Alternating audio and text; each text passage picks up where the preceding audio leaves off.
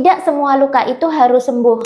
Ajaran spiritual dan healing yang berkembang sekarang sering bilang, kalau mau jadi orang spiritual, maka kalian harus sembuh dari semua luka. Ini sebenarnya bukan spiritual dan healing, ini lebih ke toxic positivity. Kok bisa? Semua manusia itu berproses sampai dia mati. Selama manusia hidup, mau setinggi apapun tingkatan spiritual dia akan tetap bergelut dengan yin dan yang di dunia. Ada baik, ada buruk. Justru semakin tercerahkan manusia, sebenarnya tantangan hidupnya makin besar. Karena semakin tercerahkan manusia, energi dia juga semakin besar. Mereka sebenarnya dipersiapkan oleh semesta untuk melakukan hal-hal besar, entah membuat perubahan dalam lingkungan, membuat bisnis yang sangat besar, atau menjadi pemimpin tingkat tinggi. Karena yang mereka kerjakan makin besar, maka mereka juga akan dihadapkan dengan tantangan dan masalah yang lebih besar juga. Untuk bisa menghadapinya, mereka butuh survival mode atau mode bertahan hidup yang lebih bijaksana lagi untuk mengatasi hal-hal yang lebih besar. Dan survival mode yang lebih bijaksana ini dibentuk dari proses healing sebelumnya yang sudah selesai. Healing yang sudah selesai tidak harus menghapus semua luka. Terkadang ada sekian persen luka yang masih tertinggal dan tidak bisa kita sembuhkan apapun caranya. Itu berarti dia memang tidak untuk dibersihkan total, tapi untuk dirangkul dan dimaknai ulang sebagai pelindung kita di masa depan. Dia akan bertransformasi menjadi survival mode yang bijaksana dan menjadi pelindung kita di saat kita menemukan tantangan yang lebih besar lagi. Inilah proses spiritual yang sehat, bukan dengan memaksa diri menyembuhkan semuanya sampai hilang dan merepresi emosi negatif. Banyak orang spiritual sekarang merasa ingin terlihat lebih suci, terlihat sudah bebas dari semua luka dan mengklaim dirinya sudah tercerahkan. Tapi yang terjadi adalah mereka menyangkal dan merepresi semua emosi negatif yang ada. Bahkan ngata-ngatain orang lain yang memilih untuk merangkul sisa luka mereka sebagai orang yang belum selesai dengan dirinya sendiri. Ini sebenarnya pergaulan spiritual yang tidak sehat. Spiritual yang sehat adalah yang mau menerima semua sisi dalam diri dan mengelolanya bersama, baik itu sisi jahat atau baik, sisi sakit atau sehat.